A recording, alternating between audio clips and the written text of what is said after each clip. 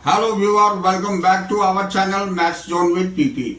मैं संजीव कुमार आज आपको क्लास 12 की अर्थशास्त्र की चैप्टर 3 जो कि 1991 से आर्थिक सुधार और ये नई आर्थिक नीति है, इसकी डिटेल जानकारी देता हूँ। तो आइए स्टार्ट होते हैं अब।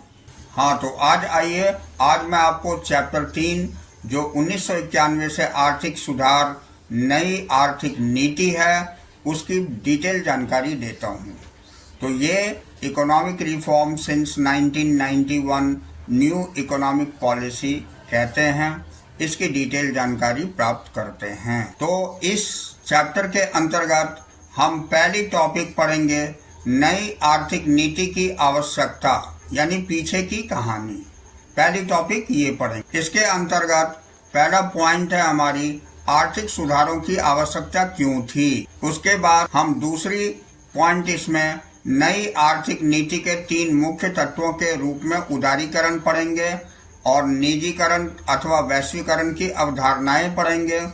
उसके बाद उदारीकरण के अंतर्गत आर्थिक सुधार में हम औद्योगिक क्षेत्र संबंधी सुधार पढ़ेंगे, वित्तीय क्षेत्र संबंधी सुधार जिसको विमुद्रीकरण पर एक नोट सही और कर सुधार पढ़ेंगे, और विदेशी विनिमय सुधार पढ़ेंगे और व्यापार एवं निवेश नीति सुधार पढ़ेंगे। अब हम दूसरी टॉपिक के अंतर्गत जो हमारी दूसरी टॉपिक होगी इस चैप्टर की, उसमें नई आर्थिक नीति के तत्व और आर्थिक सुधार पढ़ेंगे, जिसमें पहला पॉइंट होगा निजीकरण। इसके अंतर्गत निजीकरण की ओर यात्रा और निजीकरण के लाभ और हानियां पढ़ेंगे। उसके बाद दूसरा टॉपिक हमारा वैश्वीकरण होगा, जिसके अंतर्गत पहली पॉइंट भारतीय अर्थव्यवस्था के वैश्वीकरण को प्रोत्साहित करने वाली नीतिगत रणनीतियां पढ़ेंगे, और दूसरा पॉइंट भारतीय अर्थव्यवस्था के वैश्वीकरण के संदर्भ में WTO यानी विश्व व्यापार संगठन पर एक नोट पढ़ेंगे। इसके बाद हम तीसरी टॉपिक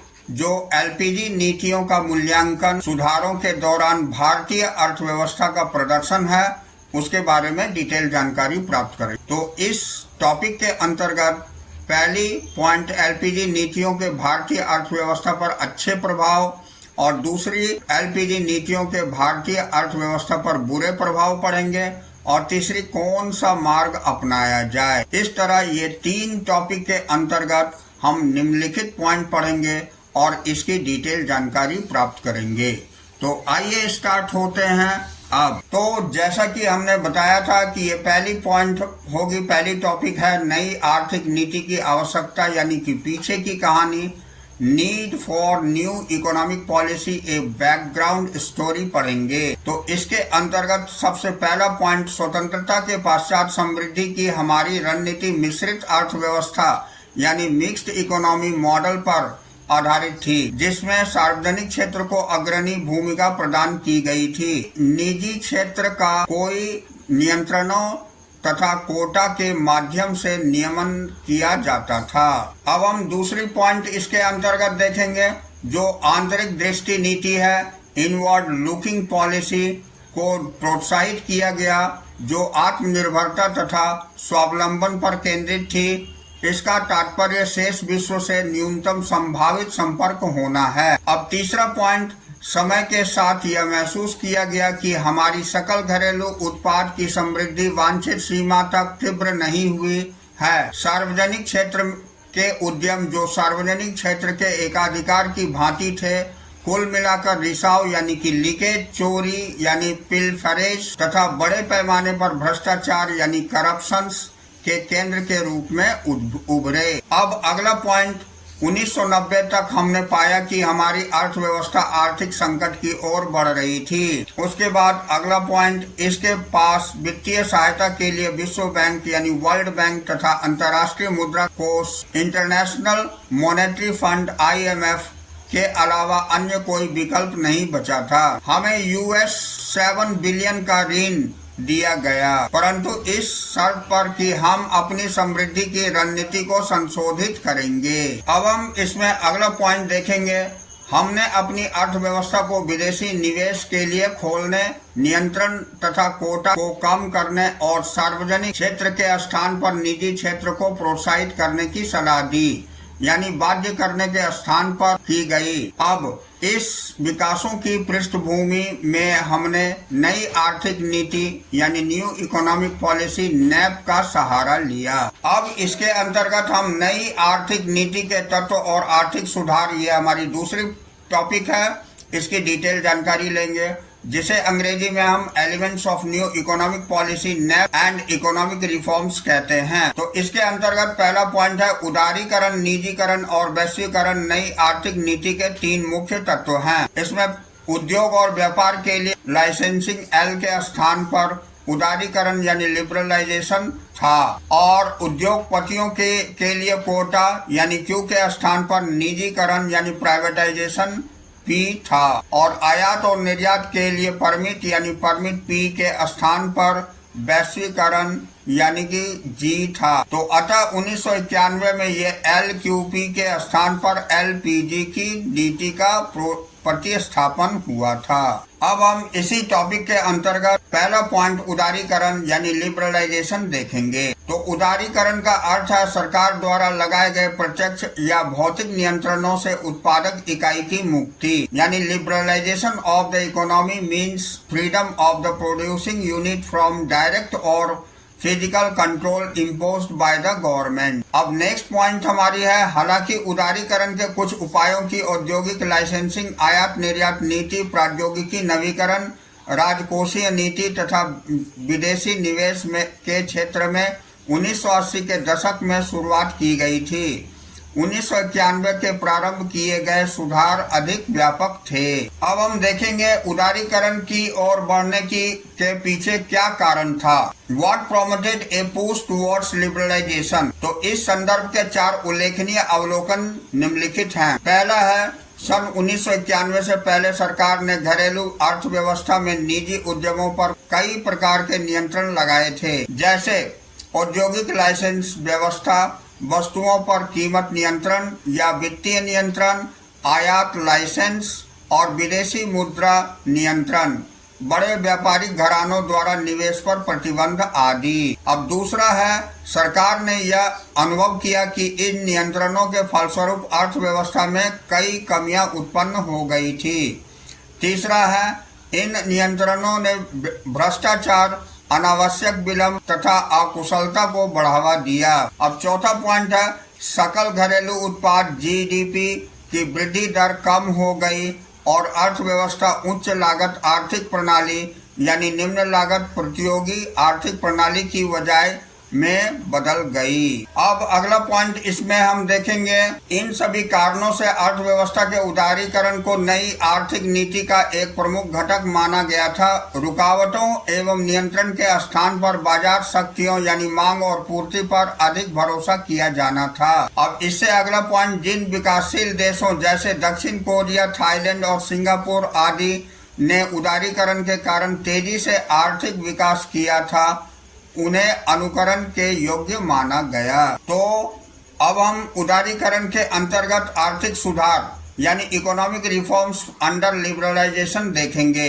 तो उदारीकरण के अंतर्गत किए गए महत्वपूर्ण सुधार इस प्रकार हैं, जिसमें पहला है औद्योगिक क्षेत्र संबंधी सुधार यानी इंडस्ट्रियल सेक्टर रिफॉर्म्स। तो इसमें हम देखेंगे कि उदारीकरण का वास्तविक अर्थव्यवस्था के औद्योगिक क्षेत्र को नियंत्रणों से मुक्त करना है। निम्नलिखित प्रवाह चार्ट स्पष्ट करता है कि औद्योगिक क्षेत्र का विनियमन कैसे हुआ। तो इस फ्लो चार्ट के अंतर्गत हम उदारीकरण के उपाय देखेंगे, जिसे हम लिबरलाइजेशन ऑफ मेजर्स कहते हैं। तो आइए इसकी डिटेल जानकारी प्राप्त करते हैं। तो इसमें पहला पॉइंट है हमारी औद्योगिक लाइसेंसिंग का उन्मूलन, यानी आप देखिए इसके अंतर्गत जुलाई 1991 में नई औद्योगिक नीति यानी न्यू इंडस्ट्रियल पॉलिसी की घोषणा की गई थी। अब नेक्स्ट है, इसके अनुसार अब केवल 5 उद्योगों को छोड़कर बाकी सभी उद्योगों के लाइसेंसों को समाप्त कर दिया गया है। जिन उद्योगों के लिए लाइसेंस जरूरी है वे उद्योग शराब है, सिगरेट है, रक्षा उपकरण है, औद्योगिक विस्फोट है और खतरनाक रसायन है। अब हम दूसरा देखेंगे जो कि सार्वजनिक क्षेत्र का संकुचन है।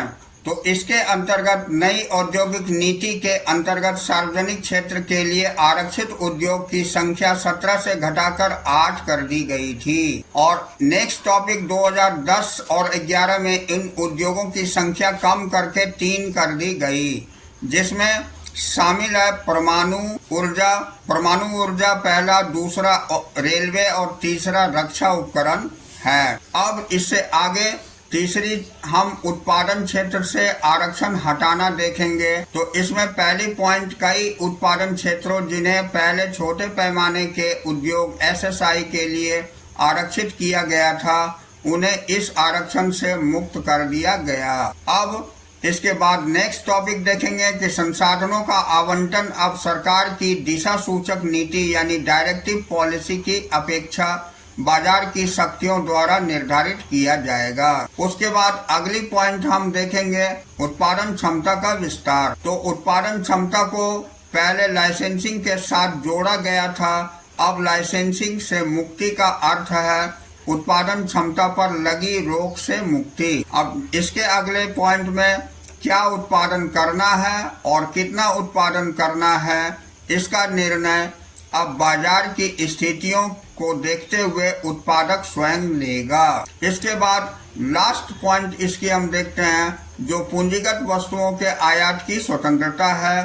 तो इसमें पहला पॉइंट हम उदारीकरण का अर्थ यह भी है कि अपनी तकनीक को आधुनिक बनाने के लिए उद्योगपतियों को पूंजीगत वस्तुओं के आयात की छूट दी गई है। अब दूसरा पॉइंट है तकनीक के आयात के लिए अब अंतर्राष्ट्रीय समझौता के अनुसार सरकार की किसी प्रकार की अनुमति लेने की आवश्यकता नहीं है।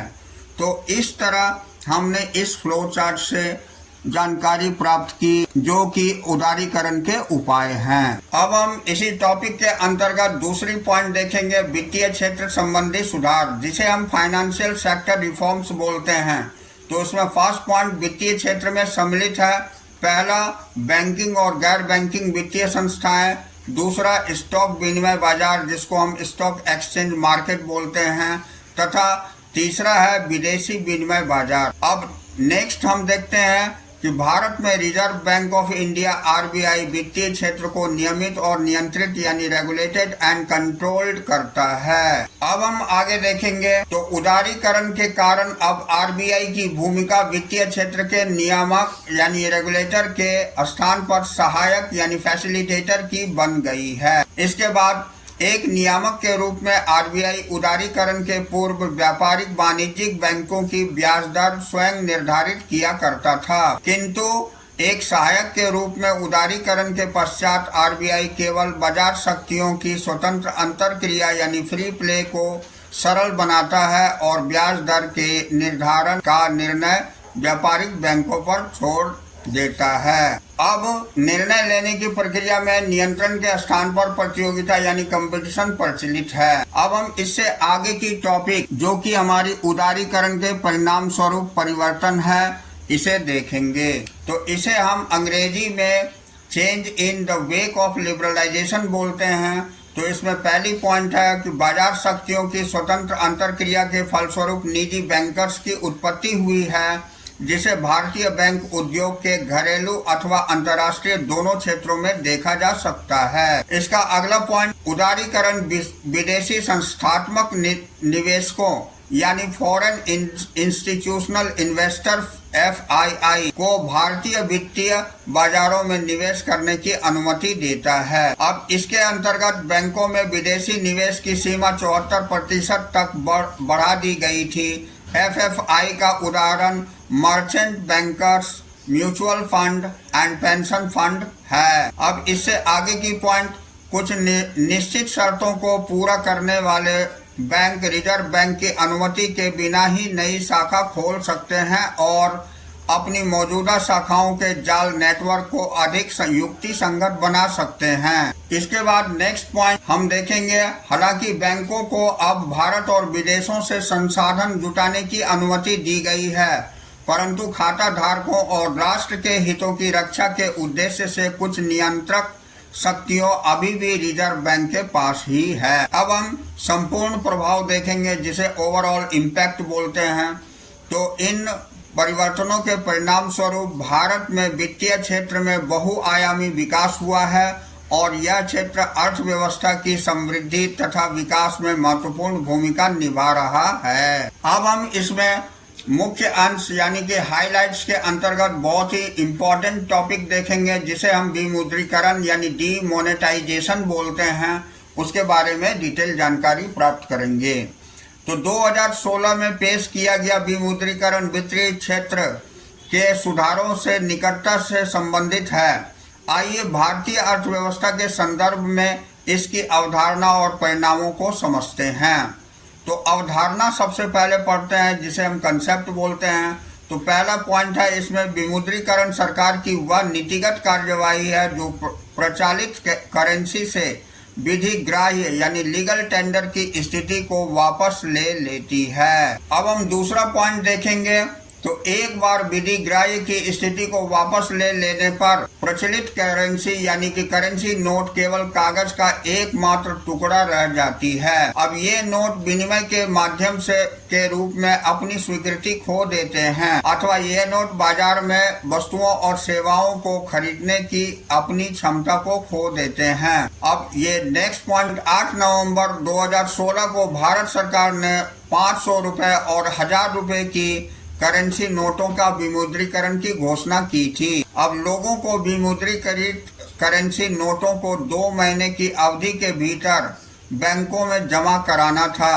विमुद्रीकृत नोटों को 500 और 2000 रुपए के नए नोटों में बदल दिया गया था। अब इसकी हम मूल उद्देश्य बताते हैं यानी बेसिक पर्पस इसकी क्या थी। तो मूल रूप से विमुद्रीकरण का उद्देश्य अवैध लेन देन यानी इलीगल ट्रांजैक्शंस और असामाजिक गतिविधियों यानी अवैध लेन देनों के माध्यम से वित्त प्राप्त होना को रोकना है। अब हम इसका मुख्य गुण यानी कि प्रिंसिपल मेरिट्स देखते हैं। तो इसमें पहला पॉइंट है ये काले धन का पता लगाने में सहायता करता है। दूसरा पॉइंट है काले धन की कमी होने के कारण आवासीय अर्थव्यवस्था यानी शैडो इकोनॉमी वह अर्थव्यवस्था जिसमें उत्पादन गतिविधि अलिखित यानी अनरिकॉर्डेड होती है और कर चोरी यानी टैक्स इवेशन होती है, सिकुड़ जाती है। अब उसके बाद तीसरा पॉइंट जब आवासीय अर्थव्यवस्था सिकुड़ती है तो कर चोरी कम हो जाती है और भारत के राजस्व आय में वृद्धि होती है। अब चौथा पॉइंट विमुद्रीकरण लोगों को अपने विमुद्रीकृत नोटों को बैंकों में जमा कराने के लिए विवश करता है।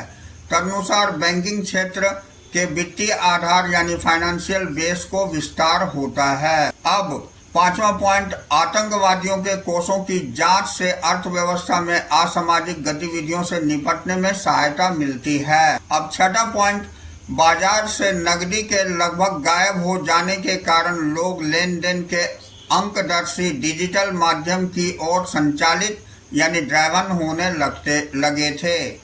यह नगद रहित यानी कैशलेस या कम नकदी अर्थव्यवस्था की ओर एक बड़ा कदम था। इसमें लोगों की बैंकिंग आदतों को भी बढ़ावा मिला है। यह वित्तीय समावेश यानी फाइनेंशियल इंक्लूजन की ओर एक बड़ी उछाल यानी कि लीप है। तो अब हम मुख्य अवगुण देखेंगे जिसे हम प्रिंसिपल डिमेरिट्स बोलते हैं। इसमें पहला पॉइंट है कि भारत जैसी अल्प विकसित अर्थव्यवस्था में लोग नगद लेन देनों का उपयोग अधिक करते हैं। विमुद्रीकरण होने पर लोग नकदी से वंचित हो गए अर्थात उनके पास कम नकदी थी। इससे उनके नियमित लेन देनों और सामान्य रहन सहन को हानि पहुंची। इस प्रकार 2016 में हुए विमुद्रीकरण ने भारत में एक गंभीर सामाजिक अर्थव्यवस्था यानी अशांति पैदा कर दी। दूसरी बात हम देखते हैं नकदी की समस्या यानी कैश क्रंच। विमुद्रीकरण के कारण आवासीय अर्थव्यवस्था में उत्पादन गतिविधि को झटका यानी जोल्ट देती है अर्थात उत्पादन गतिविधि कम हो जाती है। तदनुसार लोगों की नौकरियां चली जाती है और निर्धन लोग और अधिक निर्धन हो जाते हैं। तीसरा इसका अवगुण था आवासीय अर्थव्यवस्था में उत्पादन गतिविधि को लगा झटका। अर्थव्यवस्था में उत्पादन गतिविधि के संपूर्ण स्तर जिसमें उत्पादन उपभोग और निवेश शामिल है को हानि पहुंचाता है। अर्थव्यवस्था मंदी यानी स्लो डाउन का सामना करना आरंभ कर देती है। अब समष्टि स्तर पर मंदी की प्रक्रिया प्रायः एक लंबी अवधि की प्रक्रिया होती है, क्योंकि यह समय के साथ बढ़ती जाती है और 2016 में हुई विमुद्रीकरण के कारण उत्पन्न मंदी से भारत का अभी भी उभरना बाकी है। अब हम चौथा अवगुण देखेंगे। तो भारत में कार्यबल का लगभग 90% भाग अपनी आजीविका के लिए अनौपचारिक अर्थव्यवस्था या अर्थव्यवस्था के असंगठित क्षेत्र में संलग्न है, और अर्थव्यवस्था का यह भाग अत्यधिक नकदी निर्भर यानी कैश डिपेंडेंट तथा नकदी संवेदनशील यानी कैश सेंसिटिव है। अब तरलता में बहुत अधिक कटौती यानी नोटबंदी के आने के पश्चात का अर्थ है कि आगतों की नगद खरीद अथवा मजदूरी का नगद भुगतान असंभव हो गया है। इसके कारण उत्पादन गतिविधि में तत्कालिक कटौती हुई, परिणाम स्वरूप बड़े पैमाने पर छटनी हुई। दैनिक मजदूरी करने वाले मजदूरों यानी डेली वेजर्स को विमुद्रीकरण के पहले दिन से ही रोजगार की हानि हुई। अब पांचवा पॉइंट हम देखेंगे।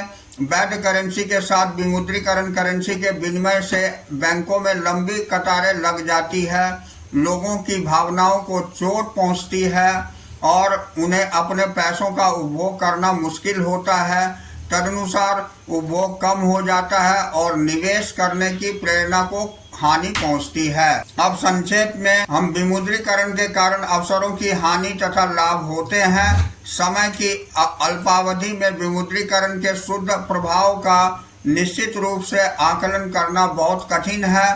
फिर भी सामाजिक अशांति एक तत्कालिक अल्प अवधि की हानि है जिसे भारत के लोगों ने सफलतापूर्वक प्रबंधित किया है। अब हम इसमें अगला टॉपिक कर सुधार देखेंगे, जिसे हम टैक्स रिफॉर्म कहते हैं। तो कर सुधार सरकार की राजकोषीय नीति अथवा राज्य की राजस्व यानी कि आय एवं व्यय नीति के महत्वपूर्ण घटक है। राजकोषीय सुधारों का संबंध सरकारी राजस्व तथा व्यय से है। अब इसके अंतर्गत हाइलाइट्स में हम राजकोषीय नीति यानी फिस्कल पॉलिसी देखेंगे।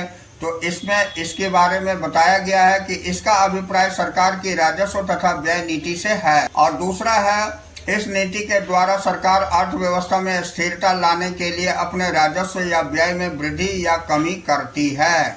ये राजकोषीय नीति होती है सरकार की। अब मोटे तौर पर करों का वर्गीकरण निम्नलिखित 2 श्रेणियों में किया जाता है, जो कि हम नीचे बताते हैं। अब हम करों का वर्गीकरण देखेंगे, जिसे हम क्लासिफिकेशन ऑफ टैक्सेस बोलते हैं।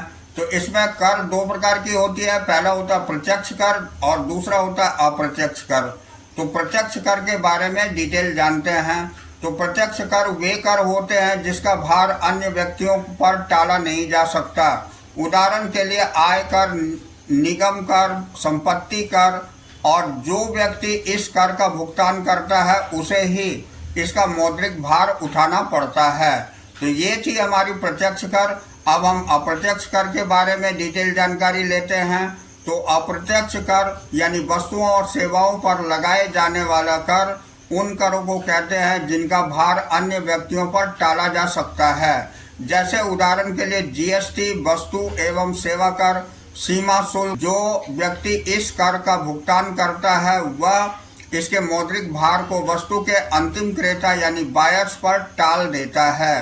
ऐसा वह वस्तु की मूल कीमत में कर की राशि जोड़कर करता है। तो इस तरह हम अप्रत्यक्ष कर के बारे में डिटेल जानकारी प्राप्त किए और प्रत्यक्ष कर के बारे में भी डिटेल जानकारी प्राप्त किए। अब हम आगे का पॉइंट देखते हैं। तो इसके अगला टॉपिक उदारीकरण के पूर्व देश की कर प्रणाली यानी टैक्स स्ट्रक्चर बहुत जटिल थी तथा कर की दरें बहुत ऊंची थी। ऊंची कर दरें कर चोरी यानी टैक्स इवेशन को प्रेरित करती है, जिसमें सरकार को राजस्व की हानि होती है, अर्थात सरकार का राजस्व कम हो जाता है। अगला पॉइंट, उदारीकरण के पश्चात आयकर तथा निगम कर को धीरे धीरे कम कर दिया गया है। वस्तुओं और सेवाओं के लिए एक सामान्य राष्ट्रीय बाजार यानी कॉमन नेशनल मार्केट को स्थापित करने के लिए अप्रत्यक्ष कर ढांचे को भी सुधारा जा रहा है। अब अगला पॉइंट, वर्ष 2016 में भारत में अप्रत्यक्ष कर प्रणाली को एकीकृत एवं सरल बनाने के लिए भारतीय संसद द्वारा वस्तु एवं सेवा पर जीएसटी अधिनियम पारित किया गया। यह कानून जुलाई 2017 को लागू हुआ। इसमें कर अनुपालन यानी टैक्स कंप्लायंस में वृद्धि हुई है तथा सरकार का कर राजस्व बढ़ा है। अब हम अगला टॉपिक देखेंगे जो कि विदेशी विनिमय सुधार यानी फॉरेन एक्सचेंज रिफॉर्म्स है। इसके बारे में डिटेल जानकारी लेंगे। तो विदेशी विनिमय सुधारों की देश में भुगतान शेष के संकट से निपटने के लिए आरंभ किया गया था। इस संदर्भ में पहला चरण सन 1991 में अवमूल्यन यानी डिवैल्यूएशन करने से आरंभ हुआ था। इसमें पहला पॉइंट हम देखेंगे, भारतीय रुपए का विदेशी मुद्राओं की तुलना में अवमूल्यन किया गया था। इससे अभिप्राय भारतीय रुपए के मूल्य का अन्य देशों की मुद्राओं जैसे अमेरिका का डॉलर या इंग्लैंड का पौंड के रूप में घटना है।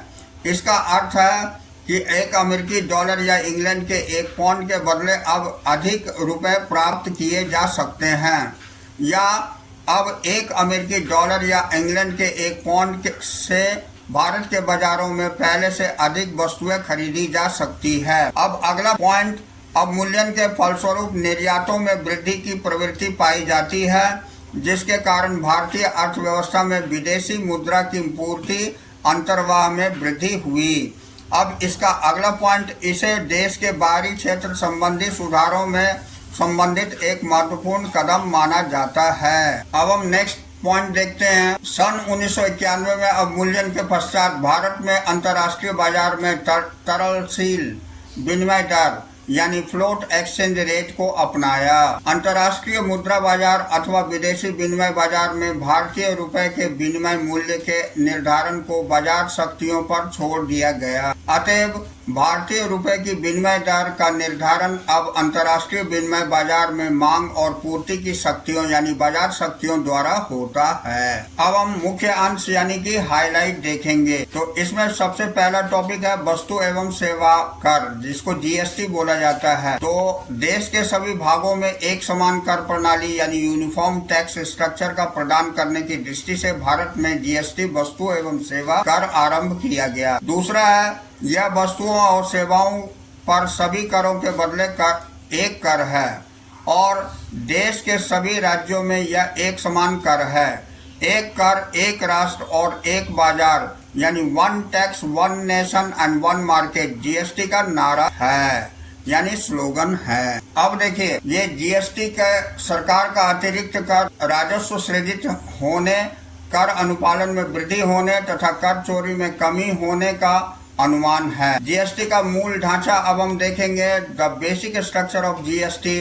तो इसमें वस्तुओं और सेवाओं को विभिन्न श्रेणियों में वर्गीकृत किया गया। और दूसरा पॉइंट, वस्तुओं की प्रत्येक श्रेणी में कराधान की एक विशिष्ट दर है।